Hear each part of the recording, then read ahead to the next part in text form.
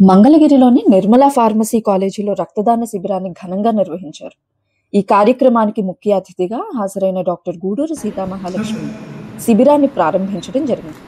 Nirmala pharmacy college associate professor doctor Rekha Naresh Kumar ఆధ్వర్యంలో ఈ రక్తదాన శిబిరం ఏర్పాటు చేయబడింది. కాలేజీ విద్యార్థులతో పాటు వారి తల్లిదండ్రులు కూడా పాల్గొని రక్తదానం చేయడం ప్రత్యేక ఆకర్షణగా నిలిచింది. సామాజిక సేవా కార్యక్రమాల్లో ఎస్ఎస్ వాలంటీర్లు ఎల్లప్పుడూ ముందుంటారు.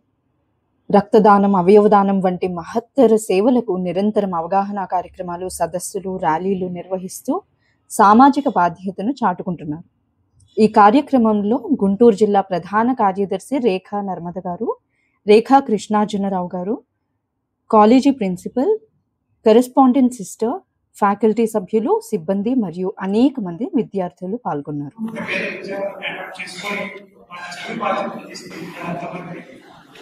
అదేవిధంగా అవయవదానం మీద శరీర దానం మీద అవగాహన కల్పిస్తున్నారు. ప్రాణం పోయడం వల్ల ఎందుకు ఉపయోగపడేటువంటి శరీరాన్ని ఎంతో మందికి పునర్జన్మ వాళ్ళకి అవగాహన కల్పించినటువంటి గూడూరు సీతామహాలక్ష్మి అందరికీ ఆదర్శం. సో అటువంటి గూడూరు సీతామహాలక్ష్మి గారి ఇక్కడికి రావడం మన అదృష్టం. 140 కోట్ల మంది ప్రజలు ఉన్న భారతదేశంలో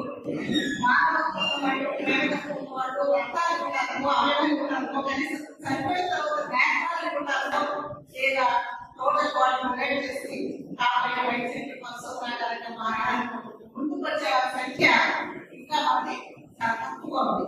ఆర్గానిక్ బాడీ డొనేషన్ లో ఇంకా 8 వచ్చాయి. బ్లడ్ డొనేషన్ ద్వారా మీలాంటి చైతన్యవంతమైన యువత ముందుకు రావడం వల్ల దాని సంఖ్య కాస్త ఇంప్రూవ్ అయ్యి బాగుంది.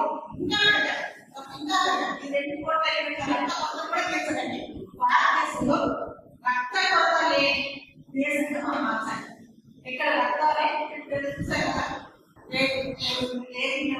విమానం వెళ్ళిపోయి రక్తాలు చూసారు. అక్కడున్న ప్రజలు ఎంతో స్వచ్ఛందంగా, ఎంతో సైలెంట్ గా, ఎవరు పిలవకుండానే రక్తదానం చేయడం మనం చూస్తున్నాం.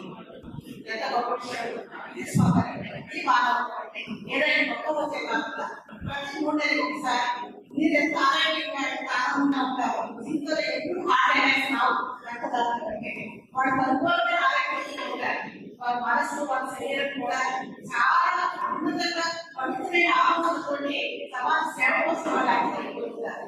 అట్లాంటి వస్తే మనకి ఎక్కడో ప్రోగ్రామ్ ఉంటారు.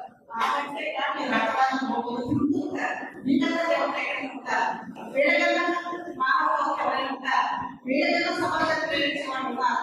ఇలాంటి రక్తదానం చేసిన వాళ్ళు ప్రతి ఒక్కరు కూడా భగవంతుడు స్వరూపమే